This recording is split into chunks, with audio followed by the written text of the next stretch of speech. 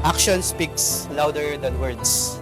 Sinong hindi nakakaalam ng idiom na ito? I think most of us ay alam kung ano yung ibig sabihin ng idiom na action speaks louder than words.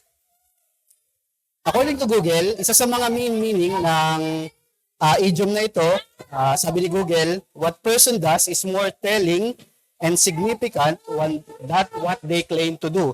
So, nag-agree tayo na pag sinabi yung action speaks louder than words, mas nagmi-mean yung ginagawa ng tao kaysa doon sa kanyang sinasabi. Mas pinaniniwalaan based doon sa kanyang ginagawa. At ito yung eksaktong nakikita natin at nakita natin doon sa binasa natin kanina sa libro ng Thessalonians sa chapter 1 mula verses 1 hanggang 10. So, kung saan makikita natin dito na hinangaan at pinuri ni Apostol Pablo yung klase ng buhay at pananampalataya ng mga taga-Thessalonica. So, inaanyahan ko po ang lahat na basahin po ulit natin yung ating teksto. Pero this time, babasahin ko lang po ay mula verse 5. Verse 4 hanggang 10 na lang po. Magsitayo po tayo bilang paggalang po sa salita ng Diyos. Again, 1 Thessalonians po, chapter 1, verses 4 to 10. Babasahin ko po siya sa NIV, kaya medyo may kakaiba pong sa inyo. Familiar kayo sa ESV, but I often use NIV for this. Medyo may konting variance po. Sige po, basahin po natin. Ako na lang po ang magbabasa. Verse 4, for we know, brothers and sisters, loved by God, that He has chosen you, because our gospel came to you, not simply with words, but also with power, with the Holy Spirit and deep conviction. You know how we live among you for your sake. You became imitators of us and of the Lord, for you welcomed the message in the midst of severe suffering, sa iba, afflictions yan, with the joy given by the Holy Spirit. And you became a model to all the believers in Macedonia and Achaia. Verse 8, the Lord's message rang out, or sa iba, spread out.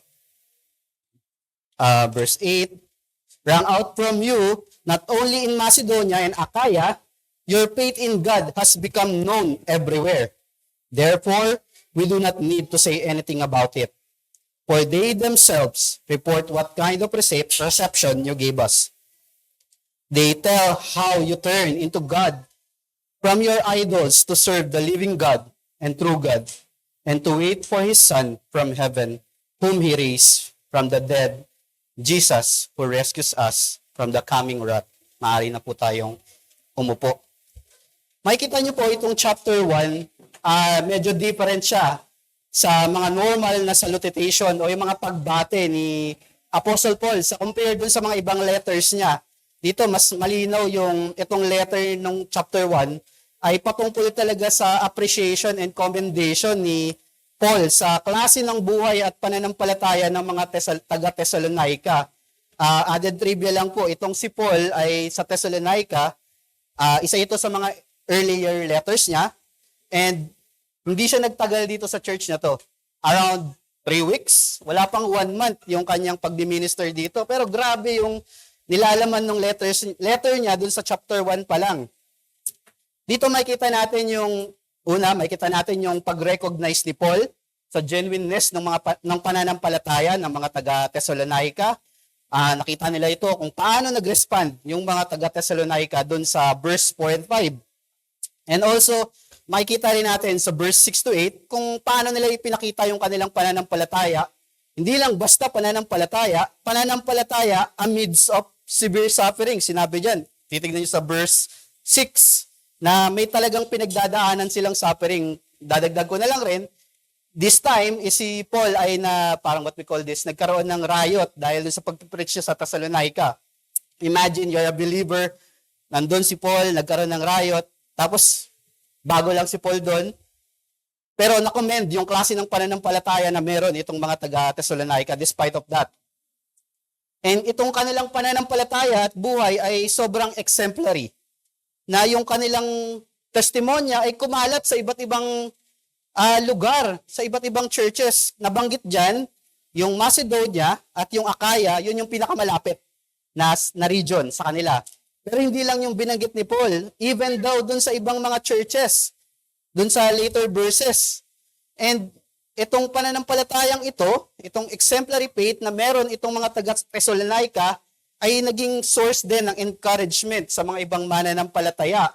At sinabi din na ito'y nagmamagnify ng message na ipinapangaral ng mga apostol sa ibang tao. Nagwi-witness sila, naririnig yung testimonya ng mga taga-Thessalonica, and sabi pa nga, hindi na nila kailangan magdagdag pa dahil sobrang well-known yung klase ng pananampalataya na meron sila. Isa sa mga naisip ko nung binabasa ko to, naniniwala ako na itong letter of appreciation na nilagay ni Apostol Pablo sa verse 1 ay hindi lang para encourage yung mga mananampalataya doon na ituloy yung mga ginagawa nila. Though I believe sa yon sa mga main reason, but also gusto niyang encourage yung ibang makakabasa ng letter na gayahin yung klase ng testimonya na meron itong mga to. And ito'y panawagan para sa ating mga mananampalataya din na yung mga nakikita nating mabubuting bagay, mabubuting gawa at pananampalataya ng mga kapwa nating mananampalataya ay panawagan din para gayahin natin at tularan natin. At ito'y tinuturuan din tayo na ang pananampalataya at buhay ng isang mananampalataya, gaya ng mga taga-Thessalonians, ay pinapakita na yung consistency sa buhay at pananampalataya ay nagmamatter. Sa tuwing bilang mga mangangaral at bilang mga taong kumukumbinse sa ibang tao na sundan din ang Panginoong Hesukristo. Ito yung nagmamatter as we preach and as we proclaim the gospel sa kanila. At ito po yung nais kong mensahe na iparating sa inyong lahat. We as believers, we know that we are proclaimers of God's message and His gospel in this world. Hindi lamang sa mga pananalita natin, kundi sa kung paano natin ito pinamumuhay, kung paano ito nakikita ng mga buhay, ng mga tao sa buhay natin. At ang goal nito ay ang pagiging consistent natin sa gospel ay hindi lang para inspire sila na maging morally upright sila, kundi ituro, maibanghelyohan natin sila, ma-reach out natin sila, malid natin sila sa Panginoon natin, sa Panginoon ng gospel, kung saan ipinapangaral natin sa kanila. The goal of living in consistency with the gospel is not just to inspire them, but ultimately to reach them out and to evangelize them and to lead them to the Lord of the gospel. Yun yung pinaka-goal kung bakit natin gagawin. Bakit tayo maging consistent sa pinapangaral natin? Kasi gusto natin ituro sila sa gospel na pinaniniwalaan natin. And may tatlong bagay na gusto ko pong bilang punto sa pangangaral na ito. May tatlong bagay na pwede nating tignan kung paano ipinakita or paano pinamuhay ng mga taga-Thessalonians yung kanilang pananampalataya. Sa verse 6 po, makikita natin, sinabi dyan, that they imitated the Lord and those who imitated their Lord. And secondly, they became a model to their fellow believers. Sa verse 7, and third point is, their testimonies, sa verse 8, their testimonies of faith are magnifying the message that they are embracing. So, tingnan natin yung unang punto. They imitated the Lord and those who imitated the Lord. Tinutularan nila ang Diyos, ang Panginoon, at yung mga tumutulad sa kanilang Panginoon, sa verse 6. So, pero, mapapatanong tayo, nung sinabi ni Paul sa verse 6 that, sabi niya dito, you became imitators of us and of the Lord. Probably ang tanong natin, in which aspect? Paano? Saan? Saan nila tinutularan ang Panginoong Hesukristo at ang Apostol Pablo? Mababasa rin natin yan sa verse 6 din. Sabi dito, for you welcomed the message in the midst of severe suffering with the joy given by the Holy Spirit. Yung keyword na gusto kong tignan nyo po dyan, yung the word welcome. Sa original, language, ito po ay, ang pagkakabasa po dyan ay dexamenoi. Ang ibig sabihin po niyan ay hindi lang pagtanggap ng isang bagay, kundi pagtanggap ng may kasiyahan at pagyakap dito.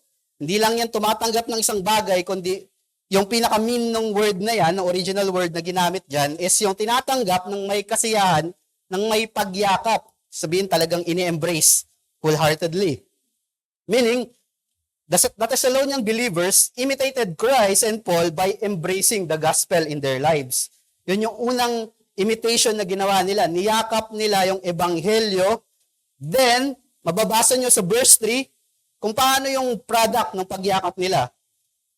Meron silang dedication sa mga disiplina na dinedemand ng gospel. Nakita nyo dyan sa verse 3, sinabi dyan, produced by your faith, your labor prompted by love, and your endurance inspired in hope of the Lord Jesus Christ. So, ganong klase, yung dedication na meron itong mga mananampalatayang ito. And niyakap nila ito ng may unshaken commitment despite the afflictions that was ahead of them. Verse 6. Alam nila kung sino yung niyayakap nila. Ang ebanghelyo ay hindi lang patungkol sa mensahe ng kaligtasan, ito'y patungkol sa Diyos ng kaligtasan.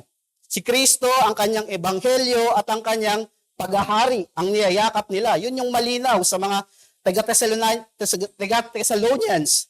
And they knew what they would be facing in face of that.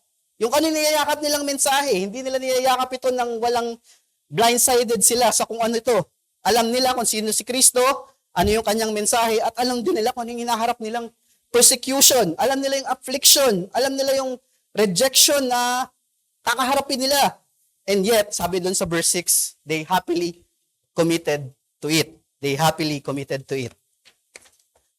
Again, this commitment, nabasa natin sa verse 6, hindi ito sa kanila lang.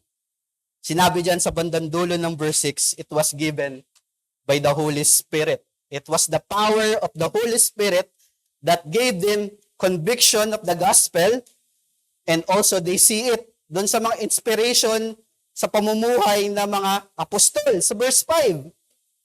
Therefore, anong matututunan natin dito?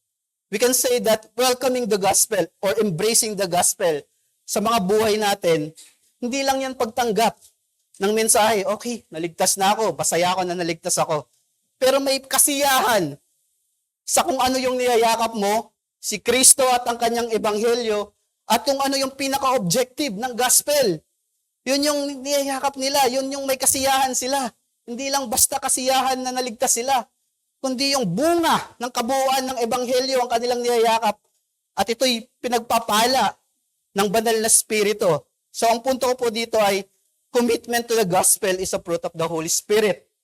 Not only does the Holy Spirit gives us or enable us to see and appreciate the gospel, but it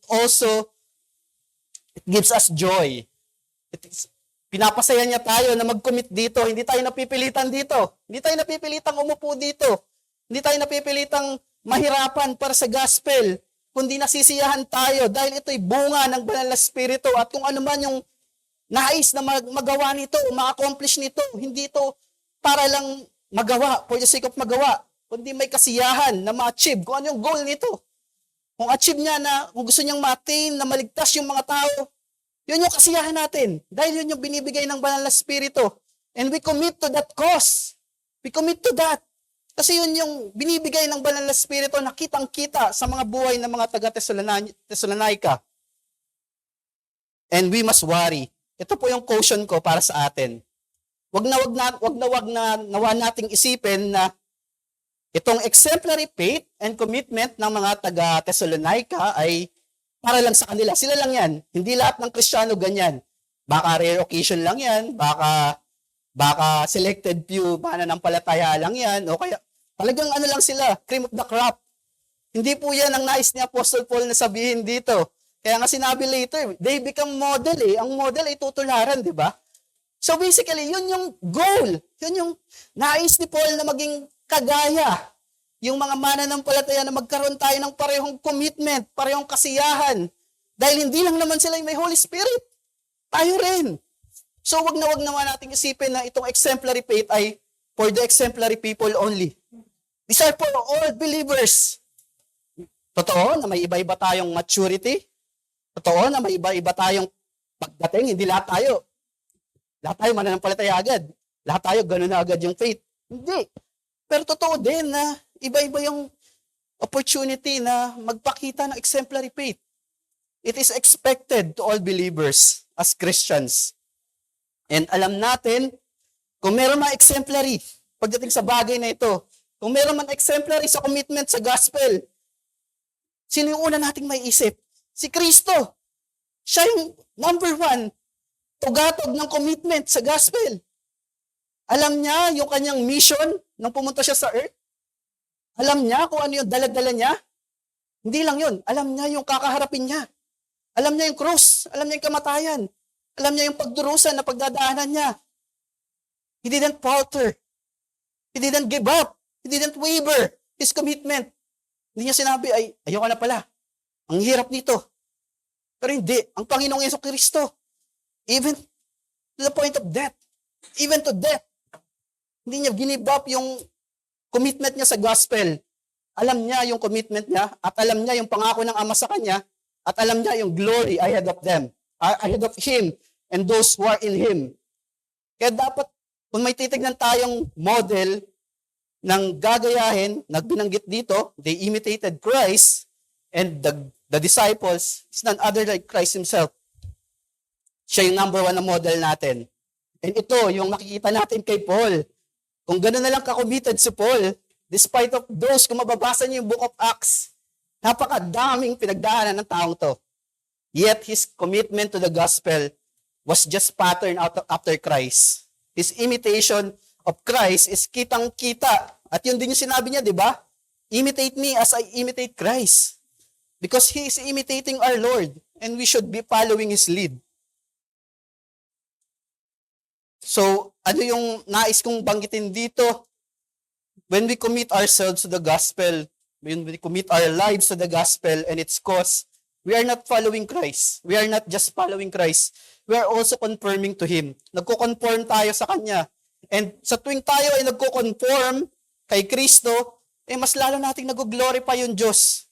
When we conform to Christ, we are glorifying God the most.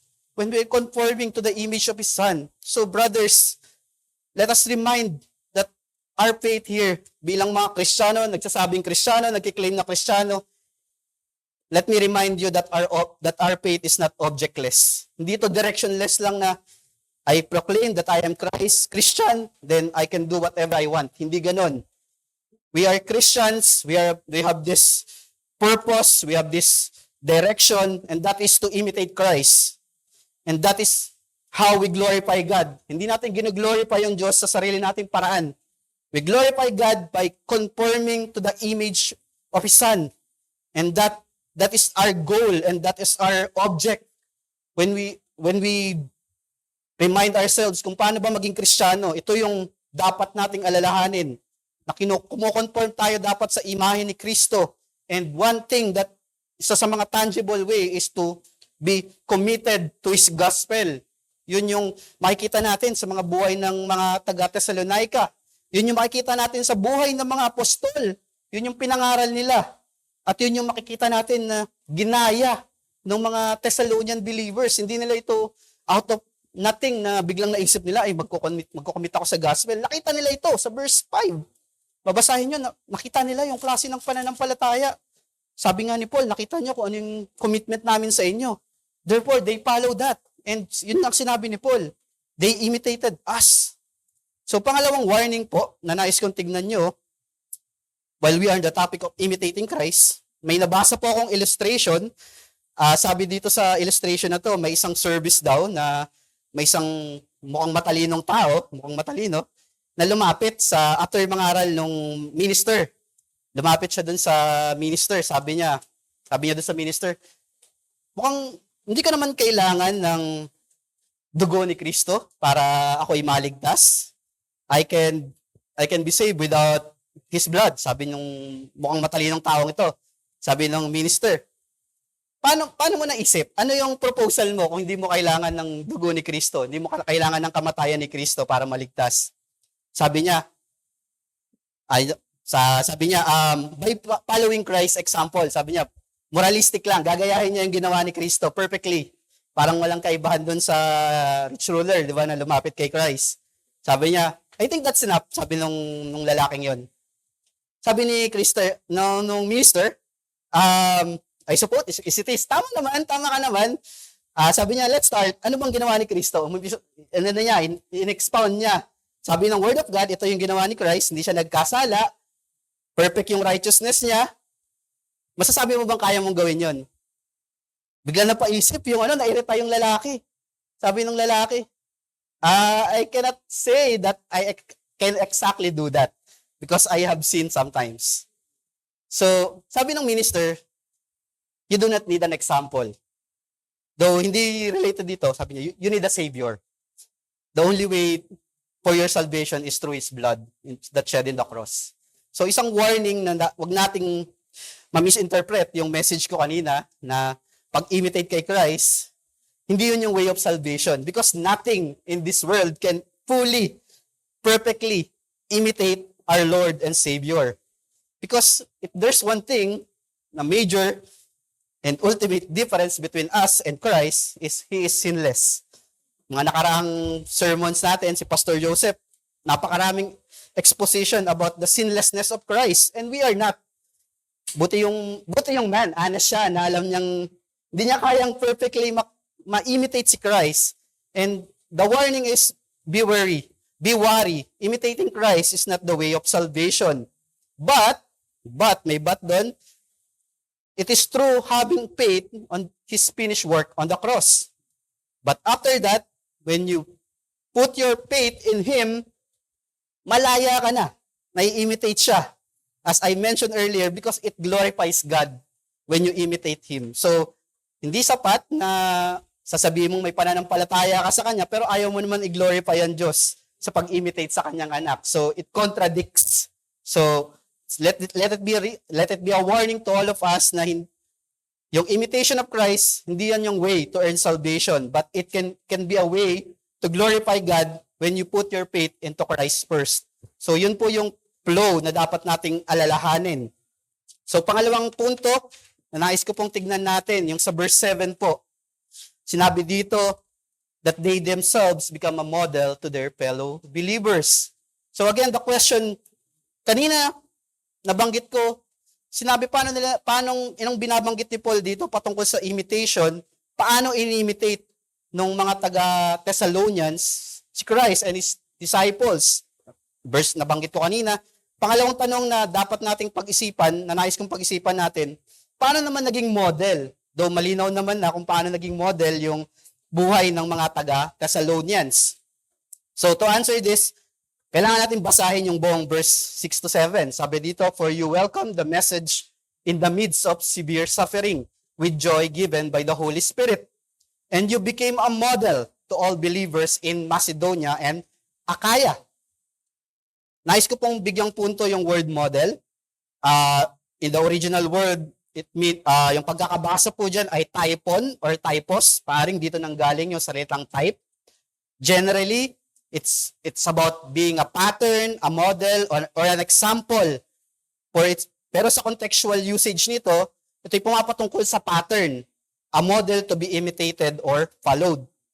So, hindi lamang binanggit or pinarangalan itong mga taga-Thessalonians bilang mga imitators of Christ, they were also called as mga mananampalataya na karapat-dapat na gayahin din. Grabe, no? Una sinabi, ginagaya nila sila Paul at ang Panginoong Jesucristo. Then later, sinabi ni Paul, next verse, na yung kanilang buhay ay karapat-dapat gayahin. Grabe yung commendation na natatanggap nitong mga mananampalatayang ito.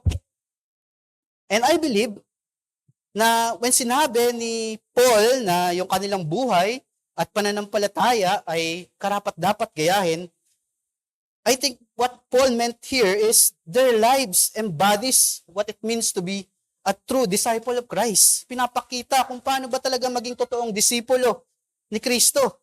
As true discipleship ay hindi lang natatapos sa malaman at matuto sa mga katuruan ni Kristo, kundi kung paano ito iyakapin at ipamuhay sa mga buhay natin.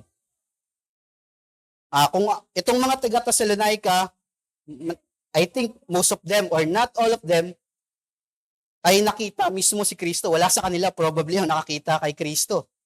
And yet, sabi ni Paul, the lives are worthy of model. Talagang karapat-dapat na gayahin. Because kitang-kita kung paano nila in-embody yung discipleship ni Christ sa kanilang mga buhay. And Paul commended their lives as someone worth imitating and following. This is a life that conforms to Christ and His discipleship. At itong buhay na to ay malinaw na ipinaparangalan ang Panginoong Jesucristo at talagang pinaparangalan yung mensahe niya sa mundo. So ang punto ko po dito is, being a disciple of Christ is a serious calling. When we classify ourselves bilang mga disipulo ni Kristo, at the moment we tag ourselves as Christians, nakatag na sa atin yung discipleship. Hindi natin pwedeng sabihin na we are Christians then, or maybe I'm a disciple or not. No! Christians, nung nabanggit ni Pastor Erdy, yung discipleship kanina, nung nagkaroon kami ng, wala na to sa manuscript ko, yung group, talagang sinusundan yung kanilang discipler, saan man pumunta. But today, the word discipleship and Christians is something napakababaw ng pagtingin. And even to us, Reformed Baptists, tayo, pag sinabing Christians, parang ang babaw na ng paningin natin. Pero sa kanila, pag tinag as disciples of Christ, ito'y seryosong bagay. Because we represent Him and His message to the world. Nakatingin yung mga taong nagsasabi ring disciple ni Kristo sa kanila. Ikaw, disipulo ka ni Kristo, may isang disipulo ni Kristo, nakatingin siya sa iyo at nakatingin ka sa Kanya. Ganon kabigat yung responsibility ng pagtawag sa sarili bilang isang disipulo ni Kristo. And a good disciple highly esteems his Lord, but a bad one is misrepresenting Him in the eyes of the world. At bilang mga Kristiyano at bilang mga disipulo ni Kristo, may tungkulin tayong ipahayag sa mundo na tayo ay disipulo ni Kristo. Hindi tayo tinawag para itago na tayo ay disipulo ni Kristo. Nakakahiyang malaman na sabihan ka nung tao, ay Kristiyano ka pala. Parang hindi. Parang hindi siya parang ang pait na marinig na tayo na sabing disipulo ni Kristo, tapos itatag tayo ng isang hindi mananampalataya, ay, parang hindi ka naman Kristiyano. Kristiyano ka pala. Nakakalungkot na makarinig ng ganong klaseng, hindi siya commendation, parang insulto. Kaya maging maingat tayo. Ang challenge ko po para sa bawat isa sa atin, and even to myself, kailan po ba natin ni-remind yung mga sarili natin na hindi na tayo, nung naging Kristiyano tayo, hindi na tayo sa sarili lang natin nabubuhay. May dala tayong pangalan. Ang pangalan nun ay si Kristo. Mga disipulo ni Kristo. Dala-dala natin yun. Habang kung saan man tayo pumunta. Tayo ba ay nagdadala ng parangal sa Panginoon natin? O pinapahiya natin yung Panginoon natin? Let us examine yung mga buhay natin. Additionally, hindi lamang sa ganung bagay makikita yung discipleship sa mga buhay ng mga taga-Thessalonians, makikita natin yung radical commitment din nila sa kanilang pananampalataya at sa mensaheng kanilang pinapahayag. Verse 3, verse 6, verse 9 and 10. Pwede niyong balikan. Kitang-kita yung kanilang commitment. At hindi lang basic commitment to. It is a radical commitment. Ito yung napakalinaw na nagpapakita kung sino yung tunay na nakakaunawa kung paano maging totoong disipulo ni Kristo. Ganon kabigat yung responsibility na dala-dala nila at ganon din nila tinutumbasan sa pamumuhay nila. And alam nila na despite of the suffering of proclaiming that they are disciple of Christ, kitang-kita doon sa kabila ng suffering, mas lalong nagsashine, mas lalong nagpo-flourish yung pagiging disipulo nila. Sa panahon natin, parang mas lalo pa tayo nagpa-falter pag nandun tayo sa suffering. But for them, sinabi ni Paul, mas lalong luminaw, mas lalong naging hayag, mas lalong maging kamangha-mangha yung pananampalatayang ipinapakita nila sa paningin ng mundo at ng kanilang mga kapwa mananampalataya.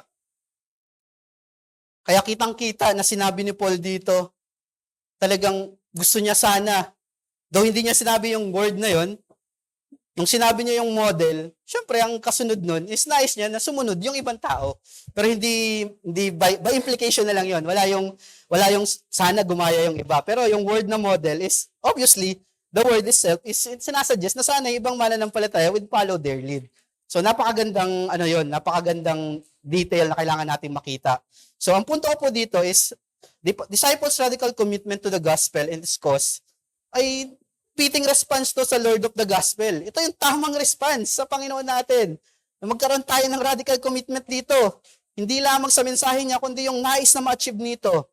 Hindi lang bilang pagpaparangal at pagpapasalamat sa natanggap nating pag-asa, kundi bilang pagpapahayag din sa mundo na yung Panginoon natin ay karapat-dapat ng ganitong klaseng commitment. Yung Diyos natin, yung Panginoon natin, yung nagligtas sa atin, karapat-dapat siya nito. When we do this commitment, when we try do our best to be faithful sa mga pinagkatiwala niya sa atin, we are saying to the world, my Lord is worthy of it. My Lord is worthy of my time. My Lord is worthy of my effort. My Lord is worthy of my love. Yun yung pinapahayag natin sa mundo. Whether nakikita nila o hindi, yun yung gusto nating sabihin. Pero kung baliktarin natin yung situation, mababa yung pagtingin natin sa mga commitment natin sa gawain, mababa yung pagtingin natin sa mga means of grace, mababa yung pagtingin natin sa paglilingkod. Sinasabi natin indirectly na hindi worthy yung Diyos ko nito. Hindi worthy siya ng time ko, hindi siya worthy ng effort ko, hindi siya worthy ng meron ako. But bilang mga nagsasabing disipulo ni Kristo, He is worthy. He is worthy. Not of bare minimum commitment, but a radical commitment. And that's how we reflect our view of His discipleship in our lives. As a challenge, paano ba nga natin kukumbinsihin yung mga tao sa paligid natin na ang Diyos natin ay worthy ng commitment kung tayo ay hindi nagko-commit sa Kanya? Paano natin sasabihin na worthy siya ng Lord's Day ko kung tayo ay hindi nag-e-effort para sa Lord's Day? Paano natin sasabihin na worthy siya ng lapitan para sa prayer kung tayo hindi tayo naglalaan ng oras para mag-pray? Paano natin sasabihin na yung salita niya ay worthy pag-aralan kung tayo hindi tayo nagbabasa ng salita niya? He's worthy. Paano natin kukumbinsi yung mga tao sa paligid natin kung tayo ay hindi nagbibigay ng effort? We must remind ourselves, we must challenge ourselves. Sino ba talaga yung Panginoon natin? Siya ba? O sarili natin? Third point, verse 8. Kitang-kita dito na yung kanilang testimonya at pananampalataya ay pinapahayag yung mensahe. Sabi dyan, sounded forth sa ibang translation. Sabi dito, the word of the Lord. Obviously, the word of the Lord refers to the gospel, His message na nais niyang iparating sa mga tao. The word sounded forth means to proclaim, announce, spread a message loudly, extensively. Sabi pa nung karagdagan, ito ay kagaya ng isang trumpet blast. Pag narinig mo yung trumpet blast, mapapatingin ka talaga. Ganong klase yung word na ginamit dito, yung description na ginamit. Is a powerful echo na talagang mapapa-gaze ka talaga na, ano yun? Ganon klase yung conviction, yung pananampalataya ng mga taga-Thessalonica, yung ganong word, yung ginamit ni Paul. Something na with power and conviction. And interestingly, itong word na to ay isang beses lang ginamit sa buong scriptures. Doon lang sa buhay ng mga taga-Thessalonica. Kaya doon pa lang makikita natin yung grabe siguro yung impact nung early ministry ni Paul nung nagtatry siyang mag-reach out sa ibang mga tao na sobrang familiar yung testimony and faith of the Thessalonians. So, tingnan din natin yung the word of the Lord na banggit ko kanina. Ito yung mga patungkol sa ebanghelyo, sa mensahe ng Diyos na nais niyang iparating sa mga tao, nakitang-kita sa buhay ng mga taga-Thessalonians, na sabi nga ni Paul sa verse 9, na even siya, hindi niya na kailangan magdagdag pa. Ganong kalinaw yung kanilang testimonya na hindi niya na kailangan pang expound further.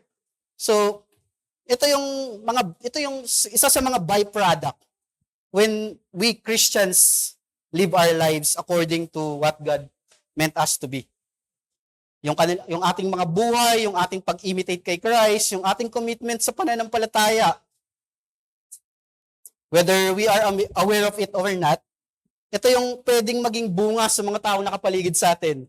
Hindi man natin intentional na, daw dapat mag-intentional tayo, di man natin intentional na nais na magkaroon ng ganong impact, indirectly, nagkakaroon tayo ng ganong impact kung namumuhay tayo according to what God has meant us to be.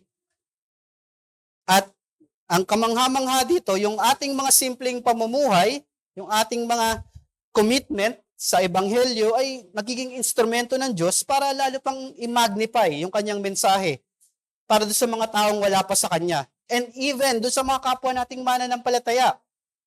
Alam niyo po, yung mga mic and speakers na meron tayo ngayon, parang pwede nating ahilin tulad yung mga buhay natin bilang mga mananampalataya at yung Ebanghelyo, yung pinapangaral, yung mensahe. Hindi naman binabago nung mensahe, nung mic at yung speakers yung binabanggit natin. But rather, ini-echo niya. Di ba? Mas nagiging malinaw. Mas nagiging mapapakinggan ng maigi. Mas nagiging directed dun sa mga tao. Pwede nating ihalin tulad na yung mga paninindigan natin, yung pamumuhay natin, yung consistency natin sa Ebanghelyo at sa pagsunod sa discipleship ni Christ bilang mga mics, yung mga buhay natin, bilang mga mics and speakers in front of the crowd. And we can see, kung tayo ay nabumuhay ng ganito, nasusunod natin yung pinag-uutos ng Panginoong Jesucristo na tayo ay mga maging asin ng mundo, na tayo ay maging ilaw ng mundo. Matthew 5:13-16 and Ephesians 5:8-10. And even sa Titus 2:10, sinabi din yung mga buhay natin ay maging adornment sa Ebanghelyo na pinapangaral natin. So, we are called to proclaim His message and to evangelize the world, not just through our words, but also through our lives.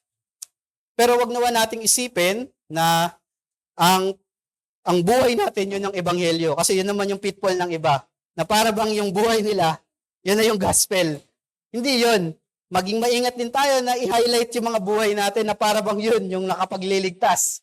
Ito ay parang lang, yung nabanggit ko nga kanina, mic lang to at speaker para i-amplify yung message natin sa ibang tao na dinadala natin sa kanila.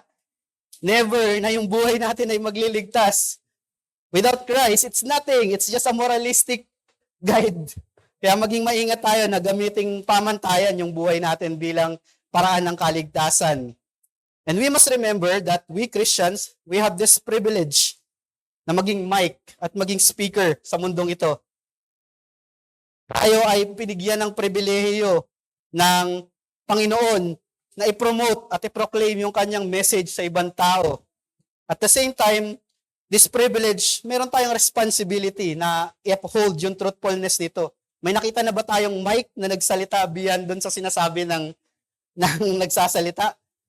So basically, we have this privilege and responsibility na ingatan yung truthfulness na pinapangaral natin sa ibang tao.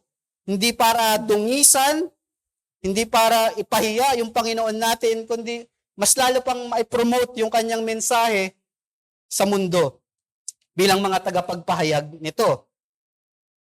Bilang punto po, bilang mga Kristiyano, meron tayong bigat na dinadala sa mga buhay natin. Lagi nating tatandaan, may bigat yung mga ginagawa natin, may bigat yung paninindigan natin sa pananampalataya, may bigat kung paano natin ina-uphold yung pananampalataya natin. May impact yan sa mga kapwa nating mananampalataya. Lalong may impact yan sa mundo. Yung dapat na maging Kristiyano, baka lalo pang ayoko na palang maging Kristiyano. Later, meron akong babanggitin na paaga. So basically, wag nating isipin na parang wala lang yung pamumuhay natin bilang mga Kristiyano. Wag nating isipin na walang bigat ito, na para lang tayo naglalaro ng bahay-bahayan na walang sanction. Meron tayong privilege, meron tayong ding responsibility na ingatan yung dala-dala nating mensahe. Hindi man tayo kagaya ng mga klase ng impact na meron yung mga taga-Thessalonians, pero meron tayong magiging impact sa mensaheng dinadala natin sa mga taong nakapaligid sa atin, sa pamilya natin, sa kaibigan natin, sa mga kapwa natin, at lalong-lalo na sa mga kapatid natin. Huwag nating isipin na yung hindi natin at yung paninindigan natin at hindi natin paninindigan ay walang bearing. Meron yan. Hindi lang natin nararamdaman, pero meron yan. So maging maingat tayo sa paghawak ng pribilehiyo na meron tayo. At ito na po yung nais kong banggitin. May dalawa po akong case na patungkol sa mga bagay, isang nakakalungkot na pangyayari at isang kamanghamanghang pangyayari. Una, sino pong nakakakilala kay Mahatma Gandhi? Isa sa mga known sayings niya is, sabi niya, I like your Christ, but I do not like your Christians. Your Christians are so unlike your Christ. Ang bigat, di ba? Pero paano niya bakit niya nasabi itong bagay na to? Nung bata pa si Mahatma Gandhi, nag-aaral siya sa US, binabasa niya yung gospel, binabasa niya yung Bible, at kinonsidera niyang makonvert sa Christianity. Kasi nagandahan siya sa teaching ni Christ eh.